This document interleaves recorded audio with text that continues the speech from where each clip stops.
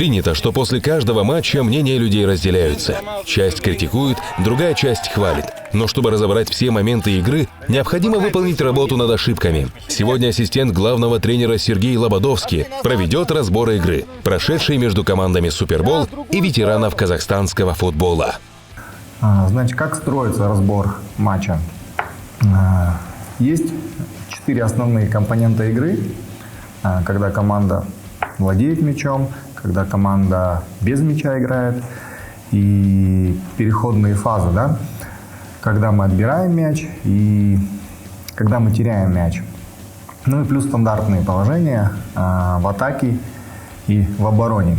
Разбор игры строится таким образом, да, то что мы выбираем какие-то эпизоды, ну, к примеру, когда мы играем в атаке, да, и стараемся показать игрокам их ошибки.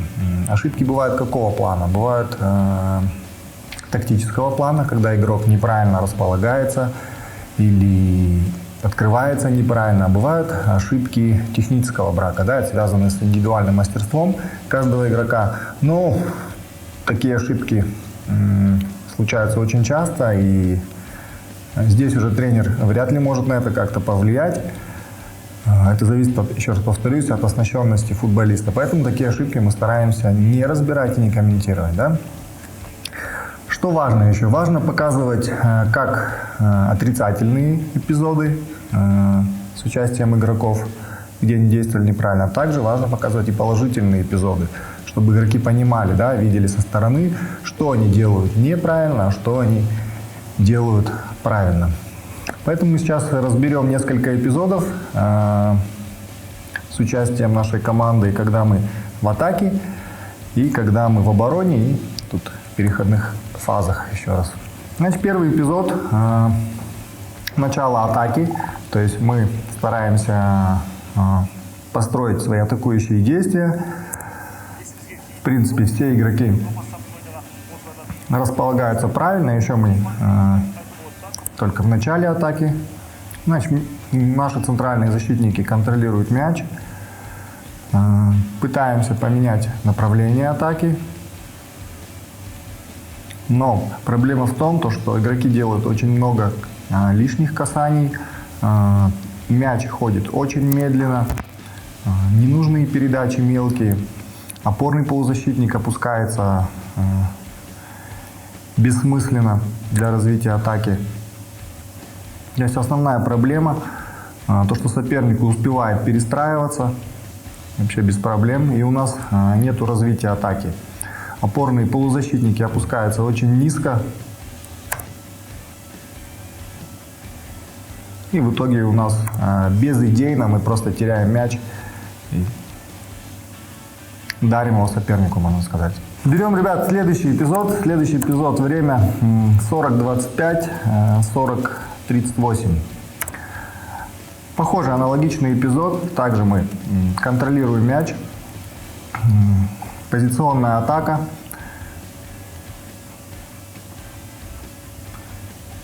Разница в этом эпизоде в том, что очень быстро мы меняем направление атаки. Соперник не успевает перестроиться. Правильное расположение полузащитников, которые принимают мяч за спиной у своих игроков, которые их должны контролировать. Очень много пространства нам дает соперник, не оказывает давления на мяч. У нас есть много времени для принятия решений. Хорошая игра в касание и, естественно, тут в третьей зоне индивидуальное мастерство нападающего, который хорошо себе правильно подработал мяч и пробил. В результате мы забиваем гол.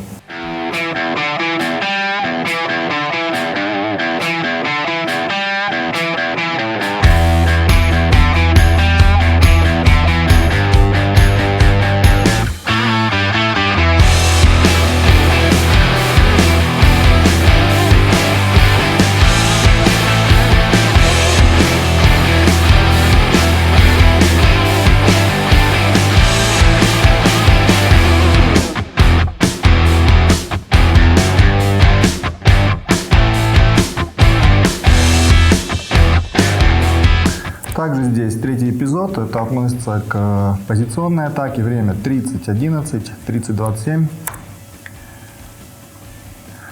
Идет смена направления атаки с одного фланга на другой. Опять же, у нас очень много пространства, опорный полузащитник принимает, разворачивается. Правильное расположение у всех игроков по ширине. Хорошая подстройка, вертикальная передача, сброс, пас на третьего. И удар по воротам. То есть очень хорошая атака, все располагались правильно, быстро принимали решения, в результате создали опасный голевой момент. Еще один эпизод с позиционной атаки. Соперник полностью всей командой за линией мяча. Хорошее открывание опорного полузащитника. Центральный защитник находит его передачи. Дальше опять правильное расположение наших атакующих полузащитников. Принимаем мяч за спиной у соперника. Доставляем мяч во фланг. Здесь хорошее взаимодействие нашего вингера с атакующим полузащитником. Освобождается зона, куда он открывается. И идет прострел в штрафную. Здесь правильное расположение, в принципе, всех игроков. Центральный нападающий на ближней штанге. Левый нападающий наш замыкает дальнюю штангу. Есть человек в районе 11 метров. Просто здесь технический брак, не смогли точно найти. А так все сделано по темпу и правильно. Хорошая атака.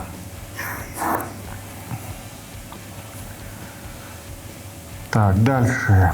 Теперь поговорим об ситуации в обороне. Время 38:24, 38:35. Здесь мы видим позиционную атаку соперника. Вся наша команда располагается за линией мяча. Изначально правильное расположение. Мы видим, что у соперника крайний защитник поднимается очень высоко.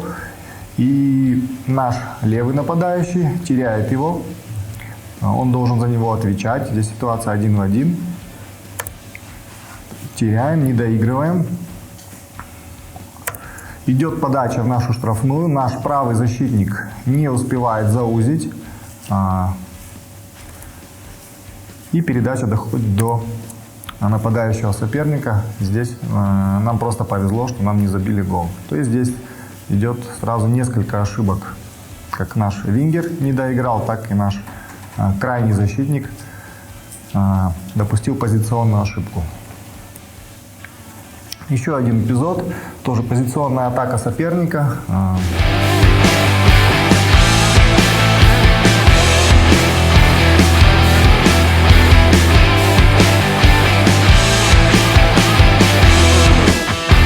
Наши два игрока линии атаки выдергиваются, то есть у нас здесь не получается ни прессинга никакого.